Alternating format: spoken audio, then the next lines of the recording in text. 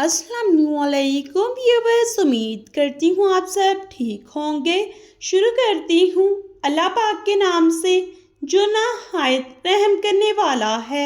मेरा आज का टॉपिक है सब्र व इस्तक़लाल। सब्र के मायने हैं रुकना, बर्दाश्त करना और जानवर को चारे के बगैर बांधे रखना के हैं।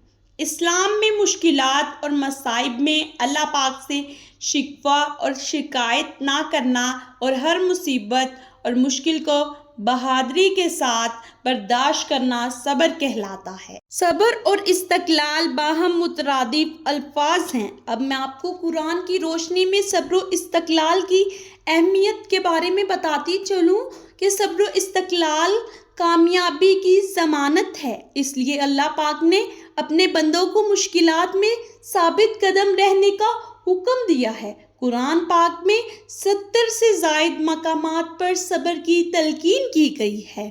सूरतुल इमरान में है, ए ईमान वालों सब्र करो और साबित कदम रहो। सूरतुल बकरा में है, ए ईमान वालों मदद तलब किया करो सब्र और नमाज के ज़रिए। अब मैं आपको अहादीस की रोशनी में सब्र व इस्तक़लाल की फजीलत के बारे में बताती चलूँ कि नबी पाक सल्लल्लाहु अलैहि वसल्लम ने फरमाया, सब्र पहले सदमे के वक्त होता है। नबी पाक सल्लल्लाहु अलैहि वसल्लम ने फरमाया, अल्लाह पाक फरमाते हैं कि जब मैं अपने बंदे की आंखें ले लूँ फिर वो सब्र करे तो आंखों के बदले में इसे जन्नत दूंगा। रसूल अकरम सल्लल्लाहु अलैहि वसल्लम से एक मर्तबा ईमान की तारीफ पूछी गई तो आप सल्लल्लाहु अलैहि वसल्लम ने फरमाया, सब्र और दरिया दिली ईमान है। हज़रत अबू उबैदा बिन हुज़ैफ़ा रज़ियल्लाहु ताला अन्हु बयान करते हैं कि इनकी फूफी हज़रत फ़ातिमा रज़ियल्लाहु ताला अन्हु ने फरमाया कि हम औरतें नबी पाक सल्लल्लाहु अलैहि वसल्लम की अयादत करने गई। आपको बुखार चढ़ा हुआ था।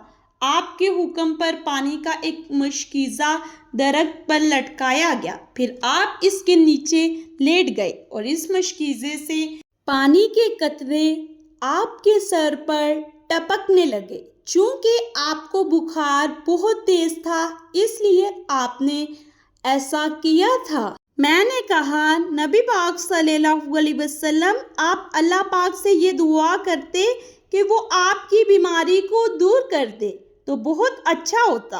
तो नबी पाक सल्लल्लाहु अलैहि वसल्लम ने फरमाया, तमाम इंसानों में सबसे ज़्यादा सख्त तकलीफ़ और आजमाइश अंबिया पर आती है, फिर इन पर जो इनके करीब हों, फिर जो इनके करीब हों, फिर जो इनके करीब हों। आप सल्लल्लाहु अलैहि वसल्लम सब्र व इस्तक़लाल के पेकर थे। सख्त से सख्त हालात का भी आपने मुकाबला किया। बेशुमार वाक़ियात ऐसे हैं जिनमें आप सल्लल्लाहु अलैहि वसल्लम का सब्र व इस्तक़लाल नज़र आता है।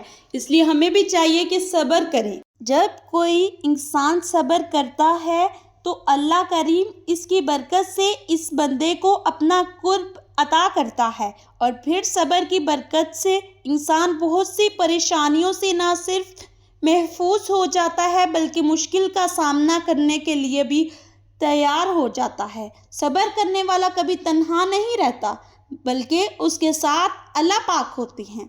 सब्र करने वाले के बारे में अल्लाह पाक का फरमान है, बेशक अल्लाह सब्र करने वालों के साथ है। जो लोग सब्र करते हैं इन्हें अल्लाह ताला का साथ नसीब होता है, जो कि इंसान के लिए बहुत बड़ा एजाज़ है। सब्र करने वालों को अल्लाह के यहाँ से बहुत ज़्यादा और बेहिसाब अजर अता होता है। अल्लाह पाक का फरमान है, बेशक सब्र करने वालों को इनका अजर बेहिसाब दिया जाएगा।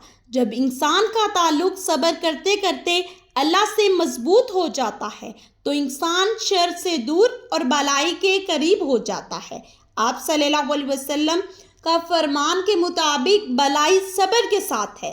जैसा कि आप सल्लल्लाहु अलैहि वसल्लम का फरमान है, 3 बातों में भलाई है, शिकवा ना करना, मुसीबत का इजहार ना करना और तीसरा सदका जाहिर ना करना। सब्र दुनियावी और आखिरत की कामयाबी की ज़मानत है। सब्र ही एक ऐसी कुंजी है जिसके ज़रिए कामयाबियों की राह ہموار ہوتی چلی جاتی ہے اور انسان ترقی کی سیڑھیاں طے کرتا چلا جاتا ہے۔ جب انسان صبر کا پیکر بن جاتا ہے تو اللہ کی رضا اس کا نصیب بن جاتی ہے۔ قرآن پاک میں ہے، بس آپ صلی اللہ علیہ وسلم صبر کیجئے جیسا کہ ہمت والے رسولوں نے صبر کیا تھا۔ سورۃ لقمان میں ہے، اور جو مصیبت تم پر آ جائے صبر کرنا، بے شک یہ صبر ہمت کے کاموں میں سے ہے۔ اس سے ہمیں پتہ چلتا ہے کہ قرآن پاک میں بھی صبر پر بہت زیادہ زور دیا گیا ہے، اس لیے ہمیں بھی صبر کا مظاہرہ کرنا چاہیے۔